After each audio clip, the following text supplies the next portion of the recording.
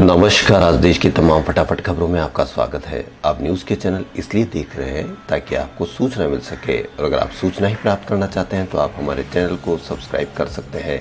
लेकिन यदि आपको ऐसे चैनल देखने हैं जिसमें सिर्फ किसी का अपमान होता हो या आपके मन में किसी के प्रति गंदगी भरी जा रही हो, और हाँ, आपको अपने बच्चों की फीस से, बच्चों की बेरोजगारी से, बढ़ते हुए पेट्रोल के दामों से और बढ़ती हुई महंगाई से इनसे कोई समस्या नहीं हो, तो आप किसी भी मीडिया चैनलों पर लड़ाई झगड़े की बहस देख सकते हो। लेकिन एक बात पर विचार करके उन लड़ाई झगड़ों की बहस देखो, क्या उन लड़ाई झगड़ों की बहस से आपके पेट्रोल के दाम या आपके बच्चों की बेरोजगारी या बढ़ती महंगाई कम होती हो तो आप अवश्य देखें, वरना वो बहस देखने पर आपको कोई फ़ायदा नहीं होने वाला है। इसलिए ऐसे चैनलों को बढ़ावा दें जिसमें सिर्फ खबर हो, तभी आपकी पर्सनल समस्याएं मीडिया चैनलों पर दिखाई जाएगी ताकि आपको उनसे फ़ायदा हो सके। इसलिए बढ़ते हैं खबरों की ओर। अगली बार जब आप एटीएम से कैश निकालने जाएं तो उनमें नो कैश लिखा मिले तो ये समझ लीजिए कि अब उस बैंक की खैर नहीं। दरअसल रिजर्व बैंक ऑफ इंडिया ने बैंकों और वाइट लेबल एटीएम ऑपरेटर्स से कहा है कि वो एक ऐसा मजबूत सिस्टम तैयार करें जिससे एटीएम में कैश की उपलब्धता की निगरानी करने और कैश खत्म होने की स्थिति से बचने के लिए समय पर उसकी पूर्ति करने में मदद करे। इतना ही नहीं, बैंक इस निर्देश का कड़ाई से पालन करे, इसके लिए रिजर्व बैंक ने पेनल्टी लगाने का भी प्रावधान किया है। आरबीआई ने एटीएम की पुनः पूर्ति न करने पर जुर्माने की योजनाएं पेश की है, जिसे 1 अक्टूबर 2021 से लागू हो जाएगा। इस नियम के मुताबिक जो भी बैंक और वाइट एटीएम ऑपरेटर एक तय समय से ज़्यादा तक कैश आउट की स्थिति में रहेंगे तो उन्हें दंडित किया जाएगा।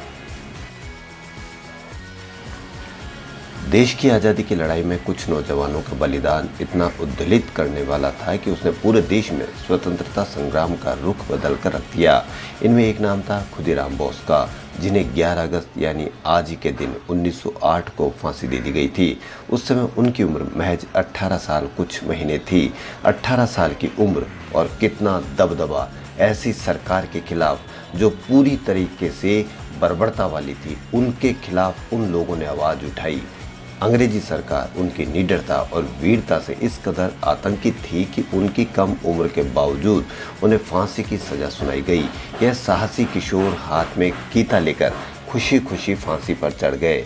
खुदीराम की लोकप्रियता का यह आलम था कि उनको फांसी दिए जाने के बाद बंगाल के जुलाहे एक खास किस्म की धोती बुनने लगे, जिसकी किनारी पर खुदीराम लिखा होता था, और बंगाल के नौजवान बड़े गर्व से ये वह धोती पहनकर आज़ादी की लड़ाई में कूद पड़े।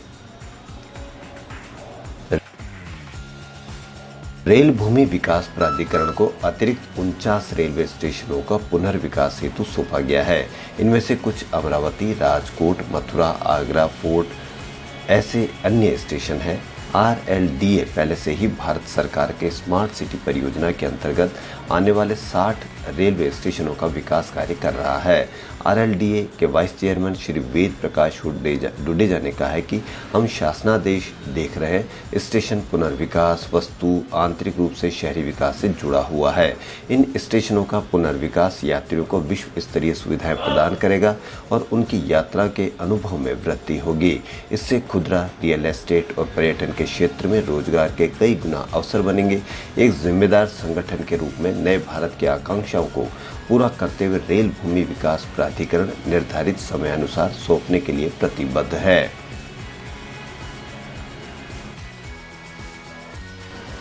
कोरोना वायरस की तीसरी लहर आने की संभावनाओं के बीच सरकार ने मंगलवार को बताया कि कोरोना वायरस की नेशनल आर वैल्यू की 1 से ज़्यादा है। देश में कोरोना के हालात पर की गई ब्रीफिंग में स्वास्थ्य मंत्रालय ने डेटा दिखाया, जिसमें बताया गया है कि पिछले महीने नेशनल आर वैल्यू 1.0 अंक को पार कर गया था। पिछली बार यह इस स्तर से ऊपर मार्च में 1.32 था। ये आंकड़ा दूसरी लहर से पहले था। सरकार के अनुसार पंजाब और हिमाचल प्रदेश में आर वैल्यू 1.3, मध्य उत्तर प्रदेश में 1.1, आंध्र प्रदेश में 1.0 है। हाई आर वैल्यू वाले अन्य राज्य गुजरात और मध्य प्रदेश दोनों में 1.1 और गोवा और नागालैंड में 1.0 है। इन राज्यों में कोरोना के रोजाना सामने आ रहे मामले इस तरह हैं। सरकार ने कहा कि चाहे कितने भी कम मामले दर्ज हो, लेकिन अगर आर वैल्यू 1.0 से अधिक है तो ये चिंता का विषय होना चाहिए। भारत में पिछले 5 महीने में एक दिन में आज सबसे कम 28,204 कोरोना के नए मामले दर्ज किए गए हैं।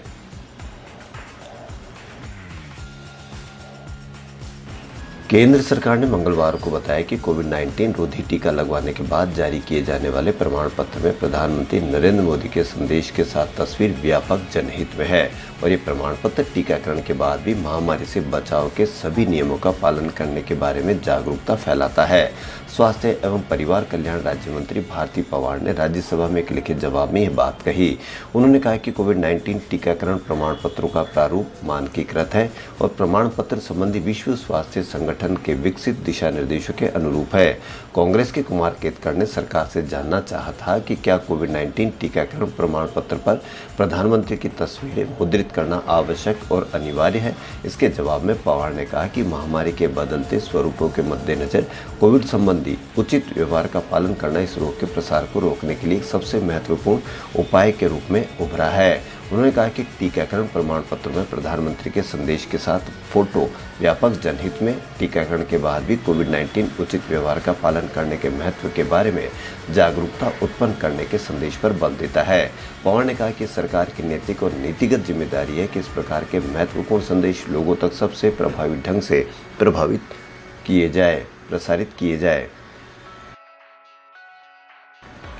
राज्य सरकार यानी राजस्थान सरकार जयपुर के ज्योतिनगर में राजस्थान के विधायकों के लिए बहुमंजिला आवास बनाने जा रही है। इस प्रोजेक्ट का आज सीएम अशोक गहलोत वीसी से ऑनलाइन शिलान्यास करेंगे। राजस्थान हाउसिंग बोर्ड 266 करोड़ रुपए की लागत से यहां 160 फ्लैट बनाएंगे। इससे बनने वाले हर सुपर लग्जरी फ्लैट का साइज 3200 वर्ग फीट होगा, जिसमें 4 बेडरूम होंगे। Housing board commissioner Pawan Arora ने बताया कि इनका निर्माण पूर्ण करने की निर्धारित अवधि नवंबर 2023 तय है, लेकिन उससे पहले तैयार करने का प्रयास किया जाएगा। हालांकि विधायकों के आवास जब तक बनकर तैयार नहीं हो जाते, तब तक विधायकों को आवास भत्ता 50,000 रुपये मिलता रहेगा। राजस्थान में जल जीवन मिशन में 5,056 करोड़ रुपए खर्च कर 4,163 गाँव में 7.70 लाख पेयजल कनेक्शन दिए जाएंगे। जलदाय मंत्री बीडी कल्ला की अध्यक्षता वाली पॉलिसी प्लानिंग कमेटी में इसको मंजूरी मिली है। बैठक मंगलवार को वीडियो कॉन्फ्रेंसिंग से हुई। हर घर नल कनेक्शन योजना के इन प्रोजेक्ट और स्कीम में अब टेंडर और वर्क ऑर्डर होंगे। पिछले साल रिलीज हुई पॉपुलर वेब सीरीज स्कीम 1992 के स्टार प्रतीक गांधी के फैंस के लिए एक अच्छी खबर है। प्रतीक गांधी एक बार फिर से फैंस से एक नए अंदाज में रूबरू होने के लिए तैयार है। प्रतीक गांधी भूषण कुमार, शैलेश आर सिंह और हंसल मेहता की अपकमिंग फिल्म में मुख्य भूमिका में है, जिसका टाइटल अभी नहीं रखा गया है। खास बात यह है कि इस फिल्म में प्रतीक के साथ पहली बार खूबसूरत खुशहाली कुमार भी नजर आने वाली है। खबरों में फिलहाल इतना ही। यदि आपको हमारा चैनल पसंद आए तो लाइक, सब्सक्राइब और शेयर अवश्य करें। धन्यवाद।